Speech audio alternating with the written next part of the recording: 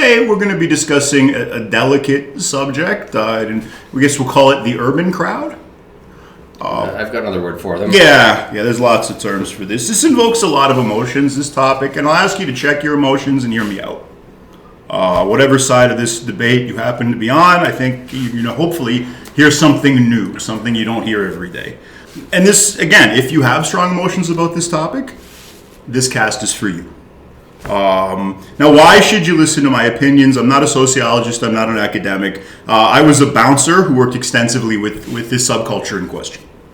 Unlike the academic set, I have a proven track record of extracting good behavior consistently from this group of people. So, weight my opinions as you will. A lot of the times you hear, the engineer, the designers, the academics' perspective. You hear a lot of theory on this subject. I'm the mechanic. I'm the guy that actually had to go in and keep the machine running.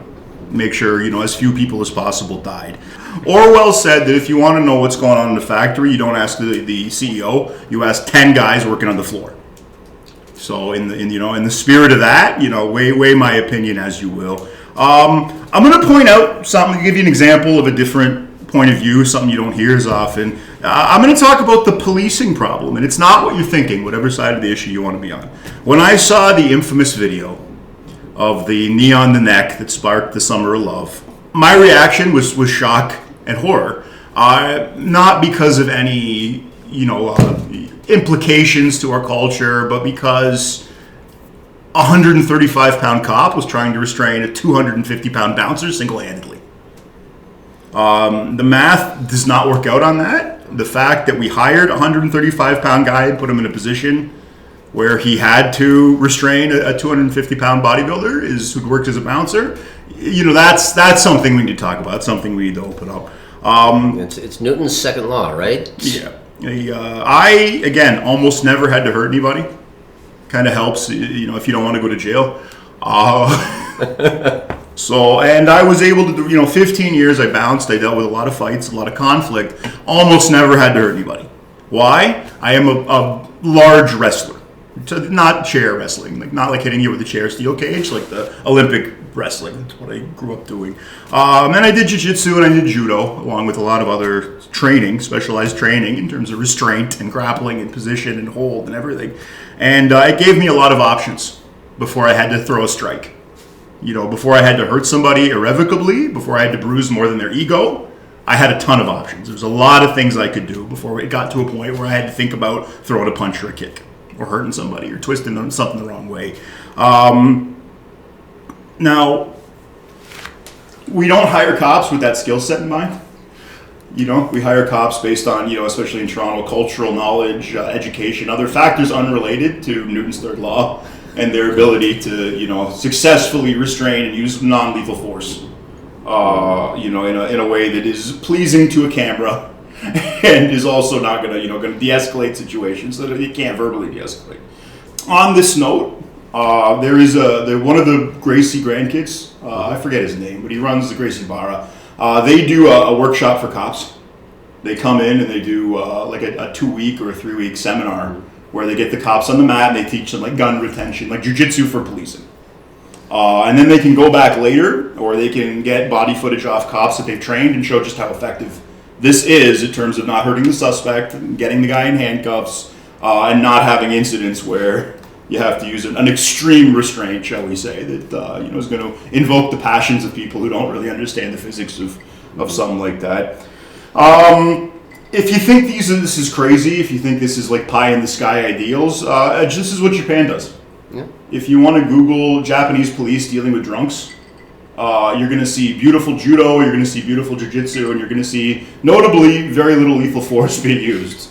Now, there's advantages in Japan. There's cultural advantages. There's, not everyone has a gun, which is not true. I think there's other advantages culturally in Japan. He means the aging population. Yeah, so obviously there's less crime. I do mean demographics. There we go. So it can be done. It would keep a lot of people safe, but it's expensive, and nobody wants to hear, we got to send old cops we got to tell them they got to be on the mat 3 times a week. And a lot of this wrestling, it's stuff you really have to learn as a kid. You have to learn this growing. It's like the violin. If you want to really be good at it, you got to start young.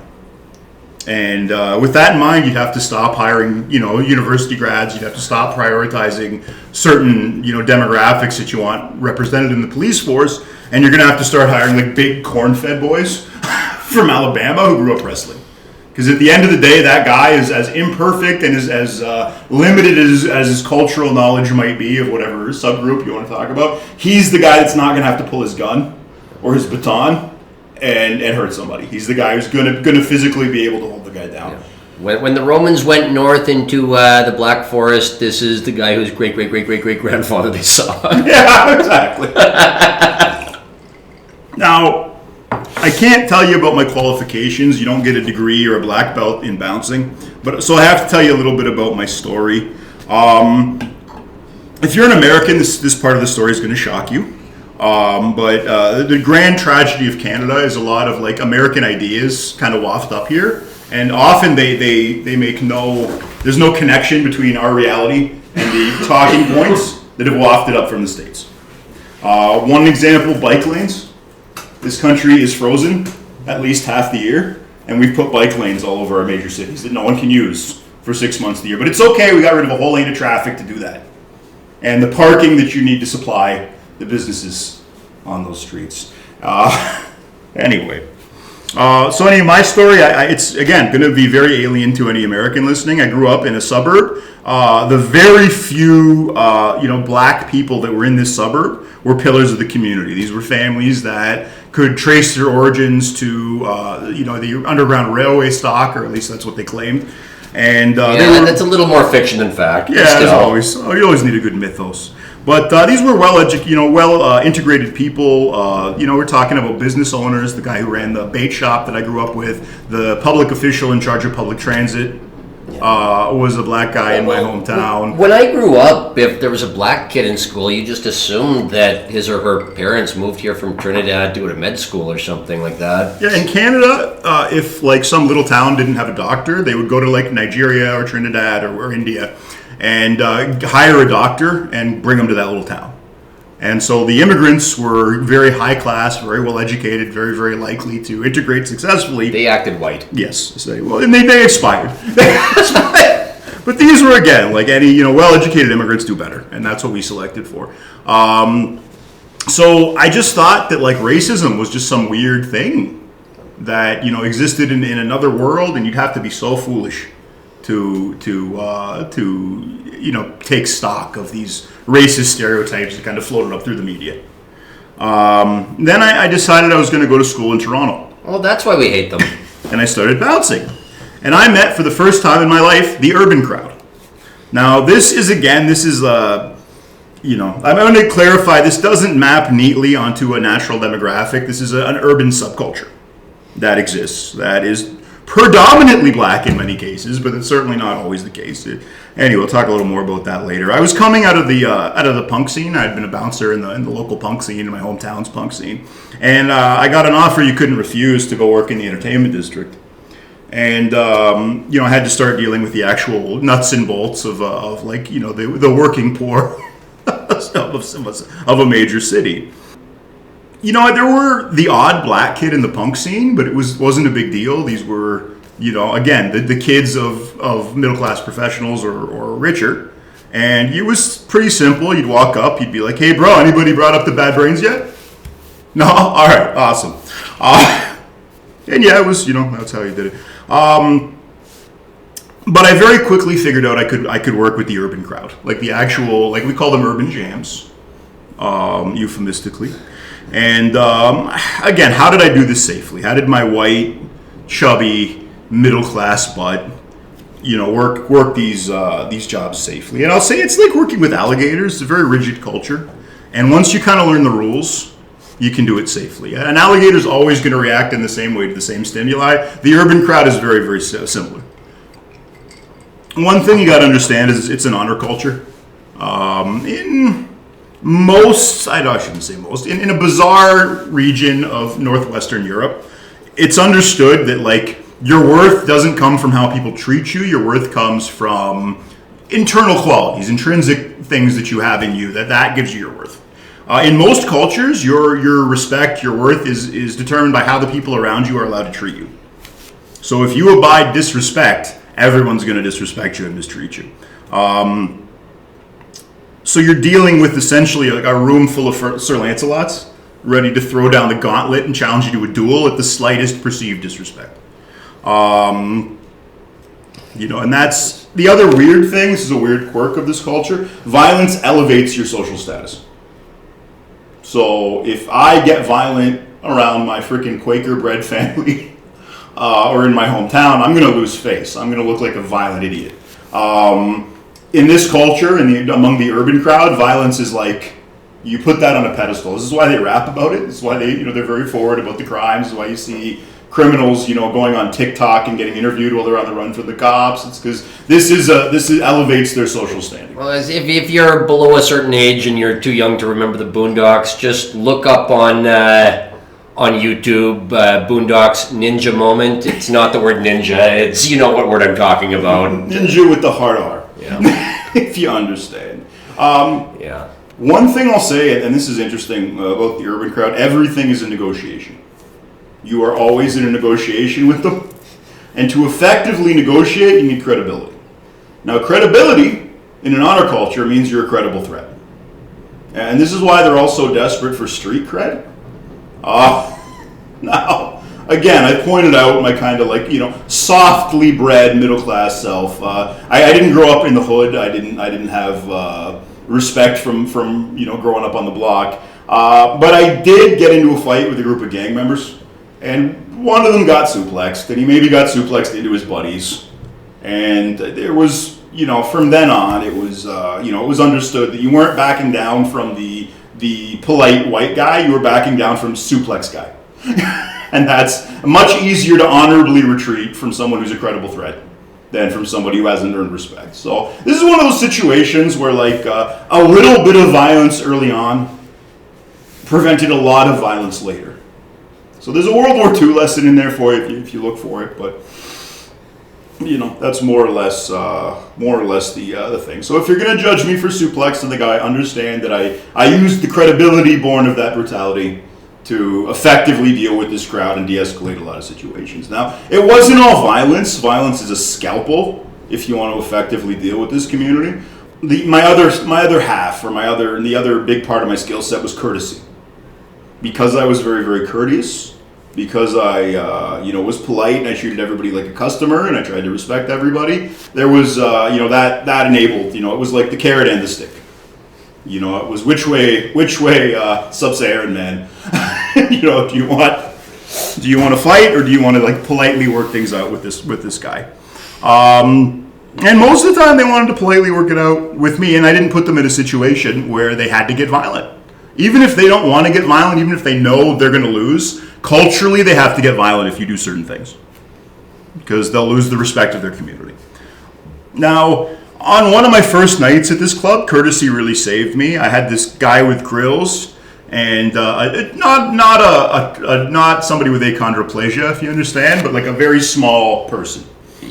And these two guys walk out, like refugees from a freak show, and they demand line bypass. And weirdos come up and do that all the time, but instead of brushing them off, I was like, listen, it's my first night. Let me just call inside and get somebody who knows what's up, and we'll get them with you, and thank you for your patience, and I'll get this sorted out as quickly as I can for you. And it turned out this guy was one of the investors, and his little buddy was moving weight, shall we say, for our clientele. So that became very important later. But again, had I fronted, had I been Mr. Tough Guy right from the start, that would have been a disaster. So it's that two sides. You gotta have the, it's a finesse, with a sword in it. Now, like I said, I had to learn to deal with this crowd because we were doing urban jams. We're doing, hip hop, all that stuff. One of my first nights that I did an exclusively urban party, I got a call, and they said, look, we're going to send you Cowboy just to make sure everything's fine. Now, Cowboy is a very, very large gentleman of Jamaican stock who was well known in the community. He had a lot of respect as And you know I've just explained how you gain respect in that community. There was just one problem, my boss said. Cowboy gets his dick sucked every night. I'm like, is this something I'm going to have to worry about? They're like, no, just like, if he needs a break about 1 o'clock, just give him a break. Like, don't give him any shit for it. He's just, just be aware that's going to happen. I was like, all right. Now, this party, it just so happened, it's a complete flop. Nobody's there. And I start getting really nervous because the closest thing to a chubby white girl there is me. And Cowboy gets his dick sucked every night. Like, homie's been to prison. Like, I don't know what's, I'm getting worried now. And then like a goddess, this Rubenesque blonde lady comes in and starts chatting up Cowboy. And Cowboy gives me a look like, yeah. And takes her down to the bathroom and, gets his jollies. And then later in the night, he's smoking a cigarette up front with me. And he's like, listen, I don't want you to think just because I get my dick sucked every night that I'm not a reliable god, okay? I keep my radio on, shit goes down, I go back to the bitch later. I don't care. I'll come handle business. It's like, oh, Cowboy, you are a specimen, my friend. Thank you for working tonight. So that was my introduction. And then we ended up booking the official Caribana after parties. Caribana is the largest West Indian party in North America. This includes the West Indies. A lot of Americans come up, and the whole community comes out to this party. Now, you can understand in an honor culture, that makes it a very dangerous event because the whole community is there, everybody's watching, and any disrespect, any beef that is not dealt with ruthlessly is going to lower social standing. So that's why in an honor culture, that's why it's so dangerous every year. But you have to show up because otherwise you're chicken. And it doesn't just lower your personal standard, it lowers your standard for everybody on the island you grew up on. Yep. Yeah, it's not the best ambassadors that typically cause trouble at this. Now, I had a 50-pound tactical vest on, and I want to thank the Peel Region Police for their lax inventory policy that allowed that equipment to be available to keep me safe. One thing I wanted to point out is one of the first things I noticed. This was like the big girl's chance to be queen for a weekend. Like, I saw dudes push skinny girls out of the way to get to the big girl by the bar. And they'd come in and it was like, they'd have like Pamela Anderson energy. They knew it was like their night. It was anyway, it's interesting. The little things you see. And you're like, really? They are. It's good for them, man. It's a two-way thing. Now, the first Caribana party we booked, we didn't want to take any chances. Because again, our honor is on line 2 here. So we brought in some motorcycle enthusiasts. Now, if you watch our 81 episode, you'll understand the economic relationship between all these shitty little gangs and the local bikers. So if you're curious about that, go. But this is like, suffice it to say, this is like bringing a major supplier into, a middleman's or a merchant's convention. So everybody behaved. We did the impossible. They say you can't have Caribana without fireworks. We did it. There was not one shooting for the whole weekend. Until Sunday night. The bikers went home, and it was an all-ages jam. This is for the kids. This is for teenagers, right? Now, I had read A Clockwork Orange, so I was ready. I was batting down the hatches. But sure enough, we had a good night. Basically, the first time one of the kids got out of line at the front, we sent a 400-pound ex-biker who worked for us over the fence to have a little discussion about what actually constituted a thug. He said, when you've been shot, when you've been stabbed, when you've been hit with a baseball bat, then you can come down here and pretend to be a thug. That's what it takes to be a thug on Peter Street. So anyway, after that, it was all worked out. But there was a disagreement between young men will be young men. Mm-hmm. And this demographic of young men, they went and they got their gun from the car at the end of the night, and they were shooting. Now, weren't firing shots at each other. There were shots fired up in the air, but there were 200-300 people in this parking lot, and we were taking down the smoking cage. There was a octagon-like structure that we built around one of the fire exits illegally, so people could smoke outside without actually going outside. And we were breaking that down so the door was open. And everybody in that parking lot decided they needed to take cover in the building. So they rushed the door. Now, quick thinking, we get one of these pieces of like cage that the smoking cage was made out of, and we brace the door with it. We put it across the door, and we start screaming to everybody to run laterally. We didn't use the word laterally. We said run to the street. You don't want confusion in that situation. So because they were moving sideways when they got down, we're screaming, move sideways, go to the street, go to the street. It relieved the crush. The cops came and talked to us. They wanted to know if we got a description, and it's like we did, but it won't help you. And then Moist, who was our Moroccan Jewish boss, came out and said they didn't see anything.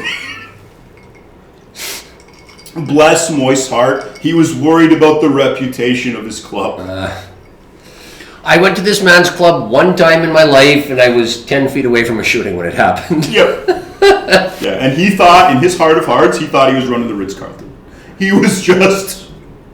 took a lot of pride in his work, that guy. The next year, he booked the same party. But, surprise, I know this is out of character. I know this kind of is ironic. But my Jewish boss decided he was going to be stingy. And he didn't want to pay for the bikers that year. And he was like, you guys did all the work last year. All they did was freaking hang around. And we're like, Moist, do you have insurance? And he looks at us kind of blankly. And we're like, okay, maybe that's a bad example. Maybe, but the bikers are insurance. And he's like, whatever, do it. This is a guy who got fined for not having a fire extinguisher and bought the cheapest one possible. Yeah, expired. The ones he got were expired, and he bought Oh, he'll be Monster of the Week one of these weeks, but I'll tell you some Moist stories, but we have other creatures to discuss tonight. I want to talk about another issue that happens with Caribana, and that's the cops that understand the culture, the cops that are in the city. They don't want to work this party. They know how dangerous and how, you're going to work hard. You're going to earn your money working this party. So they put out the call to the rural divisions of police, and then they say, anybody want to come in and get some overtime?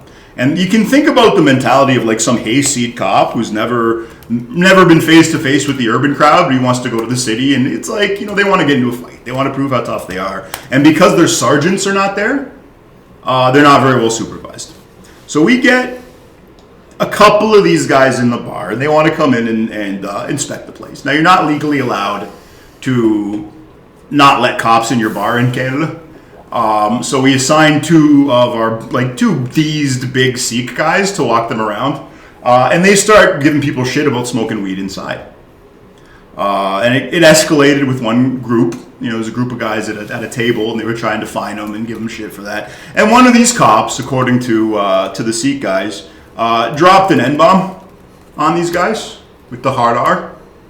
And he said ninja. He said ninja. And these guys, again, in that situation, doesn't matter if you have a badge, doesn't matter if you have a gun. If these people don't get violent with you, they're going to lose face. They're going to lose social standing. So these guys jump these cops and start beating them up. The two Sikh guys are like, that's kind of on you.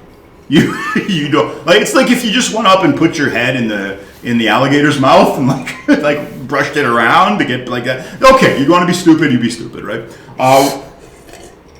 The cops call for backup, and backup comes in, and these guys end up getting taken out in the parking lot and very corrected, I guess decentralized would be one way to say what happened to them. And they were decentralized badly enough that the SIU gets involved. Now, who are the SIU? The SIU in Ontario, they're the Special Investigations Unit, and these are the cops for the cops. In most jurisdictions, a lot of the times in the States, these are just like police that got promoted to the Special Investigations Unit. And they have cop culture, they have cop connections, they tend to see things from a cop way of looking at things, and they tend to be very sympathetic. So generally, these organizations are pretty toothless. Not in Ontario. They wanted to make sure that didn't happen, so they hired lawyers. Guys who'd never been cops, who only knew the law through the courtroom and through their training, and they gave them badges, and they sicked them on the police. Now, I don't know if you know about lawyers and cops, but they have a very adversarial relationship. They just hate each other. And it's like how the bartenders or the servers and the cooks always have a beef in every restaurant I work at. Same kind of thing. I don't know. But these guys are not going to give an inch. I'll tell you the story right now of Sami Yatim. There was an Afghani gentleman, just a little bit south of my house, who decided he was going to pull a knife out on a streetcar and start waving it around. And a policeman came up and said, don't do that. And he rushed the cop with a knife. Now, predictably, he was shot. And the cop who shot him, the guy who stopped him, saved the day. It's not easy to shoot a guy. It sounds very easy to shoot a guy rushing you with a knife. Surprisingly hard to do. You guys can check the stats for that. But there's lots of interesting things to talk about. A knife's a lot more dangerous than your average person would perceive from movies or whatever. So this guy saves the day, and then he gets charged and convicted of attempted murder. The SIU strung him up for that. Why? Well, the first bullet hit him in the heart, and that stopped him. But he didn't stop at that bullet. He emptied the clip into Mr. Yatim. And the threat had been neutralized after the first bullet, so the rest of the bullets were excessive force. Now, he was already dead from the first bullet, so they couldn't get him on murder. But they strung this cop up for attempted murder, attempted murder, and he's doing jail right now. He's in prison right now, dealing with that. So that's how out come the wolves, level shape. They do, and understandably, with the injuries that happened in our parking lot that night, the SIU investigated, and this is before social media was as big a deal as it is now. They nowadays they tweet, or X or whatever the hell they call it now. Anyway, they went up and down Peter Street and they put up posters saying, "Did you see police brutality on this parking lot this night? Please call us." So the head of my company, who had all kinds of sketchy connections, calls up his contact at the relevant police division. And he says, "Yeah, I got a heavy conscience, man. A couple of your boys, they dropped the ninja on some guys at Caravana, and then they took him out and beat him up in the parking lot. And I got to report this." And the cop's like, "Is there any way you could maybe not report this?" And he was like, "Yes." Now, two of our guys, security guards in Ontario, have a positive duty to assist the police. So when our two Sikh bouncers didn't go in and back up those cops, they had committed, according to the police that night, obstruction of justice. And they were upset because they wanted to be cops, and because they weren't white, they potentially could have become cops. So the head of my company goes, "Look, this is the bullshit charges were laid on our guys. If those disappear, maybe I can get hit in the head and forget this awful situation happened." Anyway, that's the time we blackmailed the police. Yeah. So I have some idea what I'm talking about from a perspective of experience, maybe a different non-academic perspective on this subculture. And yeah, so hopefully you'll hear something a little bit different tonight. You'll hear something new from me. The worst part about this is I go back to my white bread suburb, and it's like Plato's cave trying to explain this to my family and friends. They're like, "No, what do you mean? This is what," and they just look at you like you're a monster because you left the cave and you saw what's going on. I want to talk, what do I have to say? First thing, I want to talk about the misconceptions about ghetto culture. These are things that everybody gets wrong about ghetto culture. First things first, we tend to think of it as a very masculine culture. Very few men are involved. It is a matriarchy. The number of single mothers, it's like it outnumbers the number of single dads by millions. It's like a 5-to-1 ratio in the States. Now what this boils down to is like Tyrone Chad is knocking up like all these women, and Incel Jamal is knocking up no women at all. Which is funny because Incel Jamal statistically is middle class. There's a tremendous amount of entrepreneurship in this community, but they don't hire anyone because they don't trust anyone. So they do all the work themselves, they build up a business, and then they drop dead at 50. Would you trust anyone in that community? It's true. It's like one of the guys. There's a businessman who was successful in that community. He's a black guy, and he told his son, who was a musician, "Son, I don't carry a gun for Mr. Smith. I carry a gun because the brothers are a danger." But anyway, it's important to point out this is it's a minority even among blacks, about 1/3, depending on how you're defining that population. Most blacks are middle class. Like I said, there's a lot of there's a lot of entrepreneurship that no one talks about. But again, the face of this community are these Clockwork Orange gangs. Why? Well, again, matriarchy. The young men, they seem to hit puberty earlier. And there's a lot of corporal discipline in this culture. There's this belief that you have to kind of beat the sin out of a child. So mom and grandma, or big mama, beat the crap out of these kids. Now, when little Tyrone turns 11, he's now bigger and stronger than his mom and his grandma. and they can't control him. And he only really understands authority is coming from violence. So what does he do? Well, he's now the alpha male, and he goes crazy with the little Clockwork Orange gag. And this is, the blood crip, all the nonsense that goes on. It stems from these groups. But these groups are produced by this group of single mothers who, have sex with very few men and produces this whole subculture of people. So, anyway, but like I said, it doesn't map neatly onto a natural demographic. The worst members of this subculture I've ever met are white. If you're ever bouncing and there's a group of these guys and one of them is Slim Shady, watch Slim Shady. Okay? Because he's the guy that got something to prove. He's going to be the worst one. Yeah, he's not J-Rock. No. If it was, it's contagious is the other thing. If it was 100% biological, it wouldn't spread through hip hop and through nonsense and through, people's kids. Now I want to make a note. I want to just something about blacks and Jews. These are two groups that don't see eye to eye for various reasons.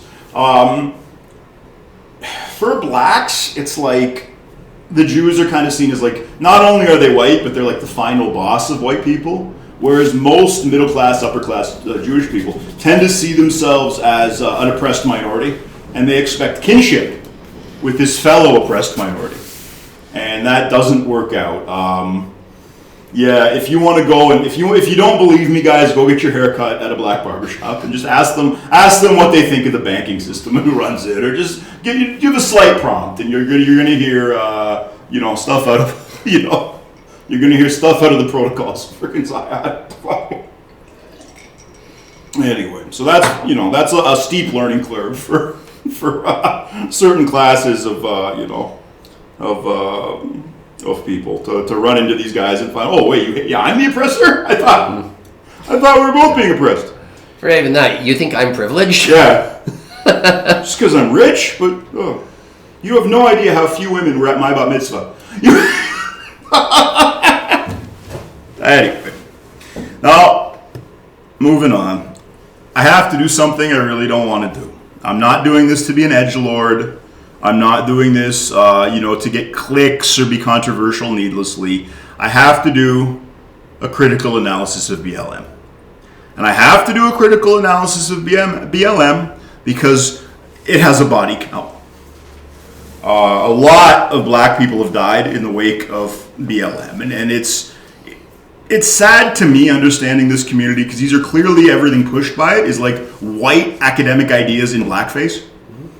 I don't think this is necessarily being pushed by any singular group. I think it's social media kind of shapes this in a big way.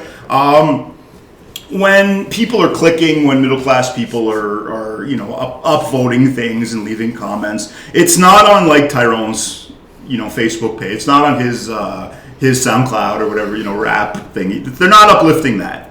They're uplifting some Francesca Ramsey, someone who's not a member of the urban crowd, but who happens to have a little bit more sub-Saharan ancestry than most people in the group. It's what the feminists would call a pick-me. Yeah. If it was a girl, it's that kind of thing. And these people put, they kind of put, again, a black face on very, very white, very, very academic ideas. And because these ideas have so much sympathy among white middle-class people that have never met a member of the urban crowd in their life, they get tons of clicks, tons of attention, tons of viewing hours.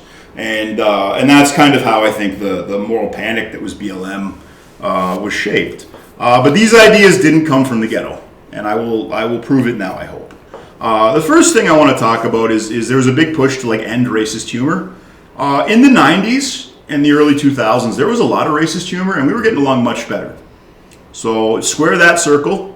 No one's more racist than the urban crowd. Yeah. Is the other thing. Nobody likes ethnic humor more than the urban crowd. I'm not worried about what my ninja friends are going to say about this podcast. I am worried about my liberal friends who've not really dealt with this group. That's who I'm worried about reacting to this. If I send this to my some of my ghetto dwelling friends, you can imagine you bounce for 15 years, you make some very interesting acquaintances. They're going to be yeah, man, come to the barbecue.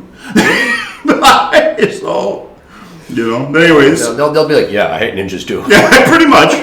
It's full on Uncle Ruckus. Another Boondocks reference yeah. for those of you below the age of 30. Torrent that show, kids. The other cry, and this is again kind of weird. This is the uplift Black voices. Now, the people who push this, they mean uplift Michelle Obama. They mean uplift Will Smith's terrible wife. They don't really mean uplift the urban crowd. The urban crowd getting their voice uplifted is like Kanye. And that, again, I'm not going to pretend that was a surprise to me. That's just what happens when you hand a microphone to a guy who actually has like urban culture a little bit. Diddy was also not a surprise to me. That's not because he's black. That's because he's a celebrity. I just assume anyone making their living in entertainment has been to some weird masked sex party thing. I saw some guy on YouTube say that 50 Cent is the only heterosexual gangster rapper as well. You're passing Bieber around like a peace pipe at these parties. Now we all know what Drake had to do. Mm-hmm. Why it's always... He was a child star. We knew he had to do that. Yep. You don't get on Degrassi. If you want to be on Degrassi, you're going to make some... Especially if your real name is Aubrey. Yes, and you're a nice Jewish boy who somehow freaking got sucked into this. But yeah, guys, if you want to uplift black voices, like I said, go to a black barbershop, get your hair cut, chat with the boys, talk to them about landlords and the banking interest and the people, all that stuff. Maybe also bring up who the ancient Egyptians were. They have some very interesting ideas about that. And then decide if we're going to uplift this, because that's, I knew this was a collision that was bound to happen. Mm-hmm. They said, okay, uplift black voices. They said what? They said put who in camps? Oh my. So yeah. Now another point that when this was, I think, the main thrust of BLM was defund the police. If you know this crowd, guys, they're weirdly law and order oriented. Like, you got to remember, like, your average victim of black crime is a black guy living in the ghetto. So these people, it's an eye for an eye types. They tend to want a lot of policing in their community. But again, and this is bad for the ghetto. Like you've seen, this is largely responsible for the body count attached to BLM is, when the police stopped over policing the ghettos, homicides went way up. And it's not just like murder. It's like drunk driving deaths because they're not pulling them over for speeding anymore. So like this, and again, it's weirdly enough, one of the most important things cops do is write you a speeding ticket. Like there's a very high correlation with the number of speeding tickets written and the number of lives saved. I know that sucks, but that's just that's borne out by the stats. So when you pull the cops out, it's very, very bad for the ghetto, but it's great for like the local Clockwork Orange gang that gets to take over in their absence and do Clockwork Orange things. Not fair to grandma, not fair to the guy trying to run his business. Not fair to the kids going home on public transit. So yeah, that's what you can tell. This is not, defund the police, not an idea that came out of the ghetto. And why do they want to defund the police? Well, it was to send in a bunch of social workers. Now this, I had a belly laugh when I heard this, because the only people that this crowd hates more than the police are social workers. Police might hem you up on some bullshit charge, make you catch a case. But social workers steal your kids. And when you get your kids taken by the state, you get fewer benefits from the state. So that's often why the kids are born in the first place. Yeah. So this is like a public enemy number one is social workers. So another thing that was pushed is diversity in policing. Now NWA wrote a song about this. There's a whole verse in the F the Police. Also, again, for those of you under a certain age, just guess what the N in NWA stands for. The other two letters are with attitude. So just put that one together. But anyway, these guys have a whole song about how much they don't like the police, and there's a whole verse in that song dedicated to how awful black cops are. I was watching some body cam footage, and one of the Detroit guys, they were like, "Hey, aren't you happy that there's more black police?" And he goes, "They ain't black, they blue." Mm-hmm. Richard Pryor had a bit about this. He said, "When I was a kid, they always had two police. There was one white one and one black one. And the white cop stood there with his arms crossed. And the black cop said, 'I ain't losing my pension for you little shits.'" So, yeah. From a personal note, I was working outside a large student bar, and I declined one of these Clockwork Orange gangs. And one of the members of the Clockwork Orange gang decided he was going to hem me up or try to hem me up on something.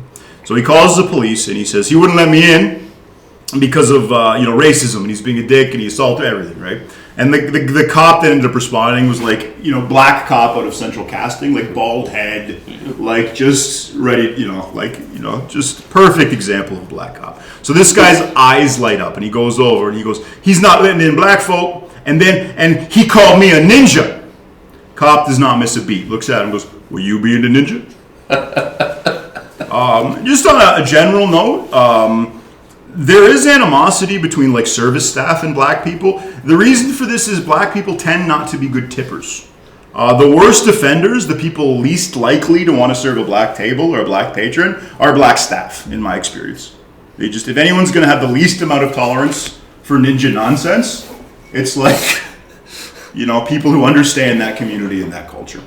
Another thing, it's weird. Every time I asked for ID, it was an issue. It was always a production. I could be IDing everyone in the line. They see me IDing everybody in line. It gets to them. Can I see your ID? Really?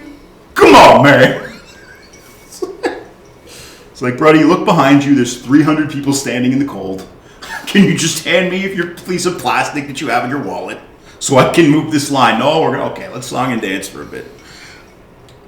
Now, one thing, though, that I have to thank BLM for, body cameras, the body-worn camera. My favorite show growing up was Cops, and then Michael Moore in Bowling for Columbine said that it was racist, that it ended up getting like kind of quietly canceled.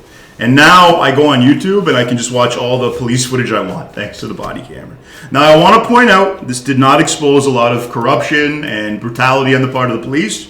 It did expose a lot of bad ambassadorship on the part of certain communities. So yeah, you talk about, again, I've never heard of ghettoite. They tend to not want their photos taken at all.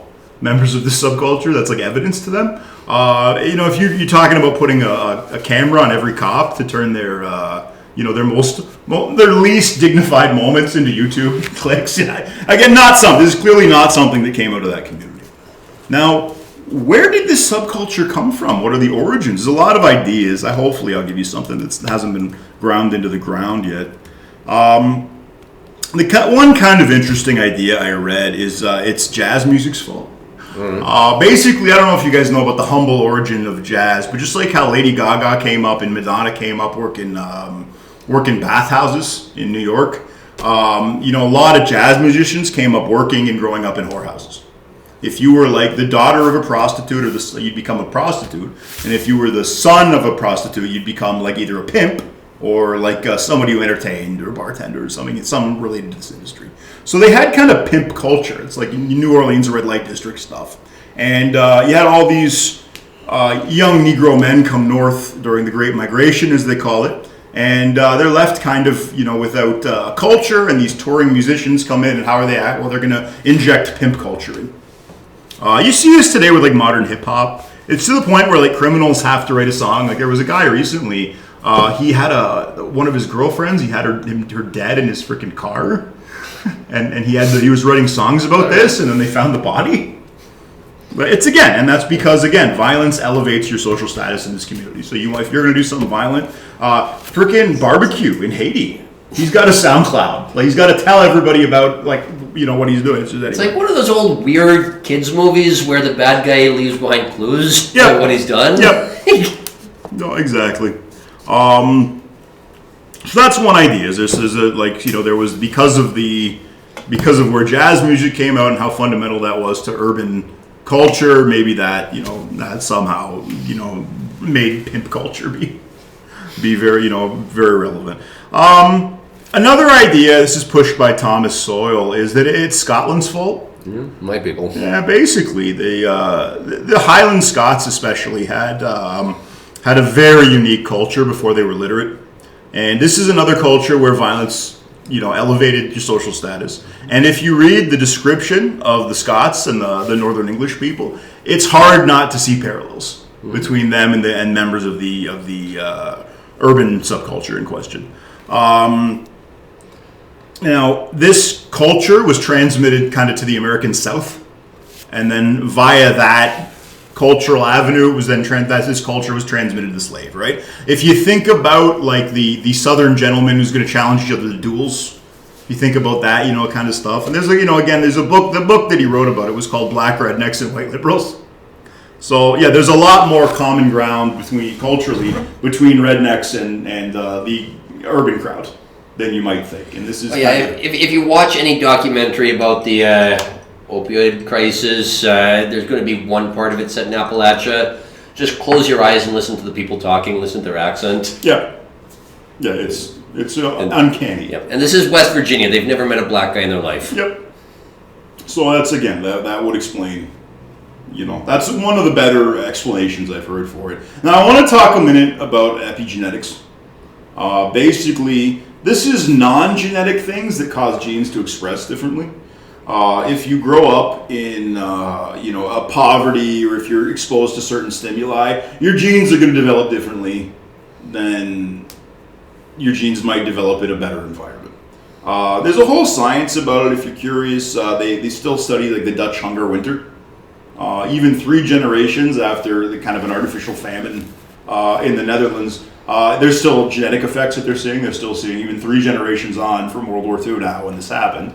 You're still seeing effects. You're still seeing higher rates of obesity and certain other things in the parents who went through that, or in the descendants of the people who went through that. So epigenetics is a factor. Even if everybody started with the same number of alleles, same number, even if everybody took 2 genetically identical populations, culture and genetics have a very strong interplay. So if you're in a culture that, say, where violence elevates your social standing, and the most violent psychopath is going to be the person at the top of the breeding pedestal, well, that's going to affect the genetics of your group. It's going to affect the allele frequency, as they call it. Now, I want to say a word about group differences. I feel I'd be remiss to not talk about that. Most of humanity's genetic diversity is found in sub-Saharan Africa. That's where we originated, so there's just a lot more genetic diversity there than you might see than you see in the rest of the human population. I think it was only 2 tribes that left. There's a very small number of people who left and populated the rest of the world. So again, you could erase all of Eurasia, you could erase the Americas. Most of humanity's cultural or genetic diversity would be preserved. So again, you're talking about... Well, diversity is our strength, so sub-Saharan Africa must be like the best, strongest place in the world, You right? saw that Wakanda movie. Yeah. It's like that. They just, they want aid money, so they lie about it. Anyway.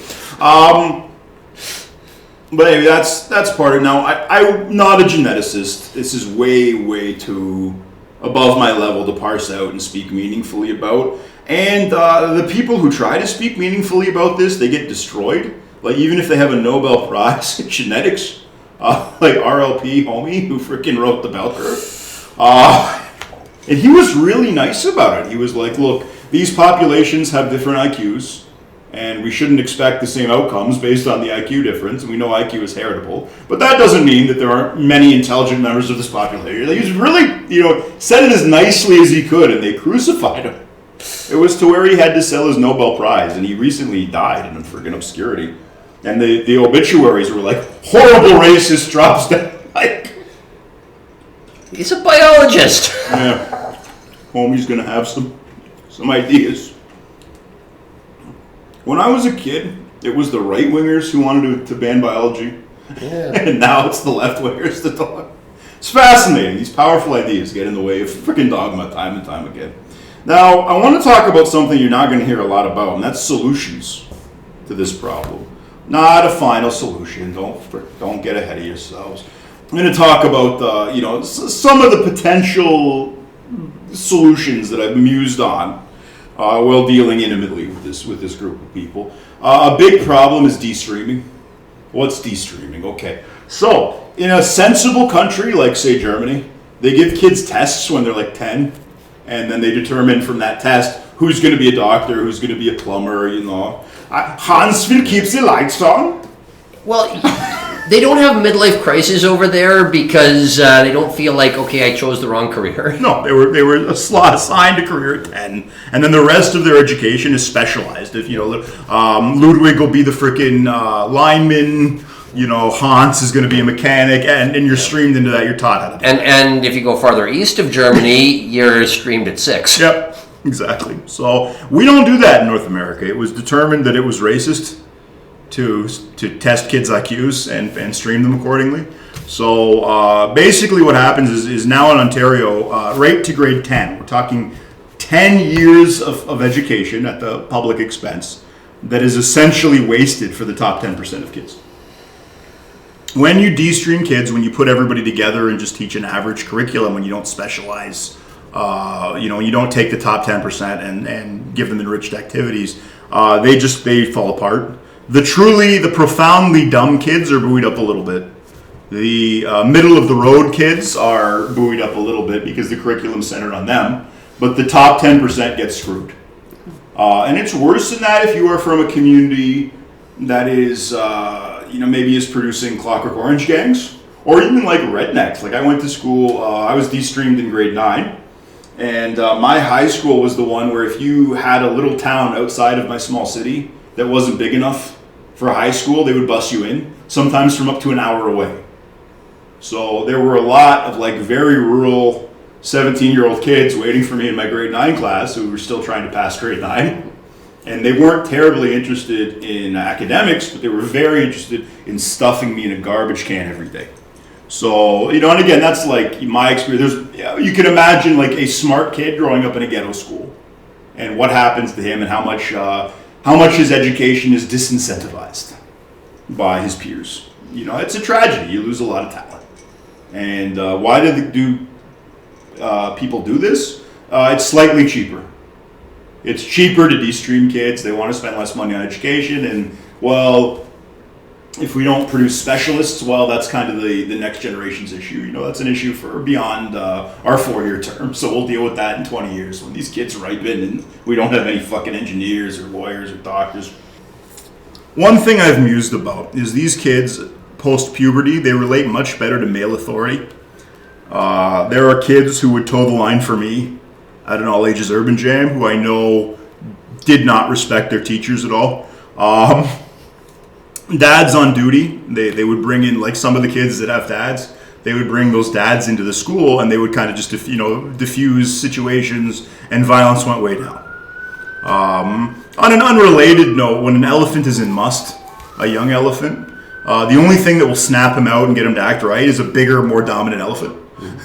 And it's just humans are no different. At a certain point, Alex from Clockwork Orange, he's not going to respect the well-meaning female teacher. He's going to respect the bouncer who's going to beat him up.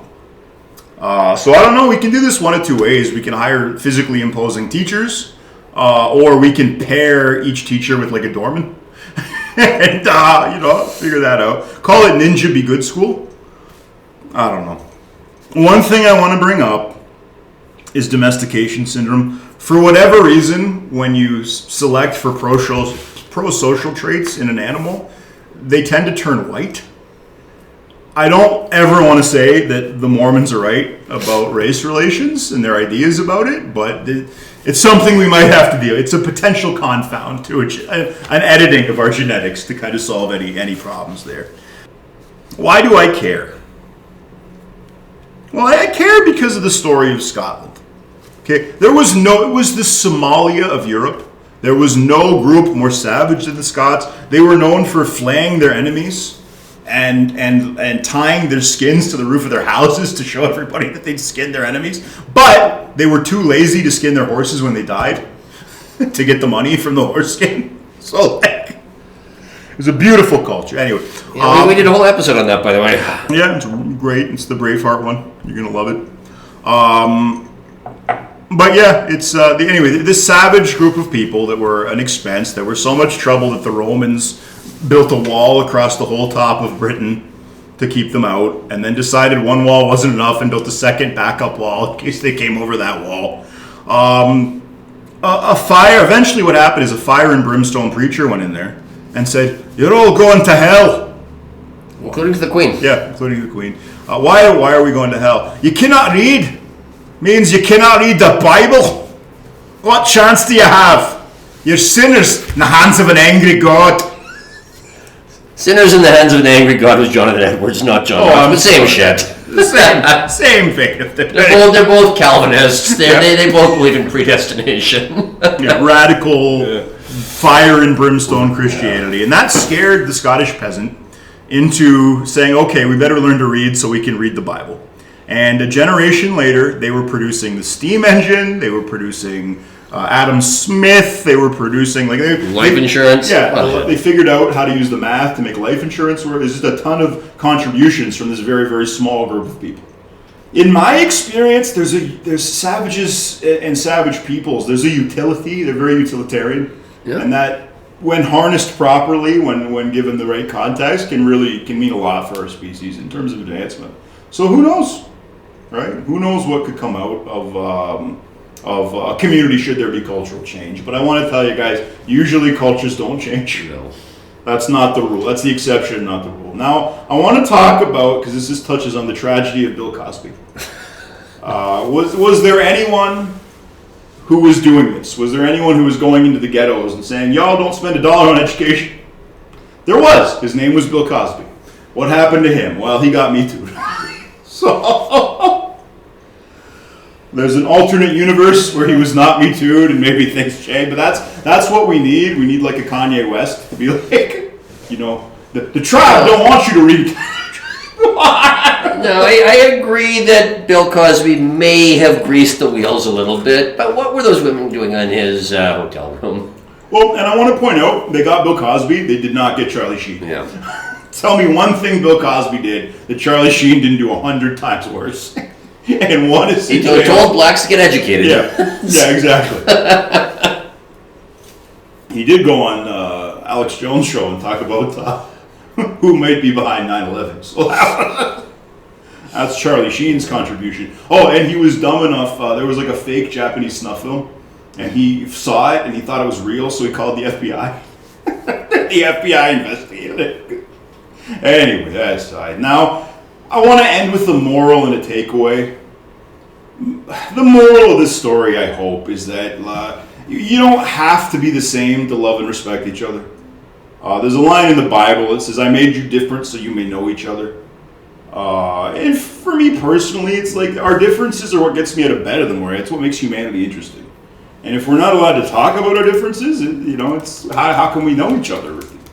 I just looked it up. That line's in the Quran, not the Bible. Which one?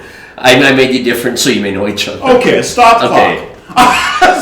A stop clock is right twice a day. I made you different so you may essay each other. Anyway, we'll get to Aisha later. That's Aisha's for another day. But I hope you enjoyed that, folks. If you got this far, like and subscribe. And hopefully you learned something or you heard something new about this topic that's been freaking run into the ground for freaking 100 years at this point.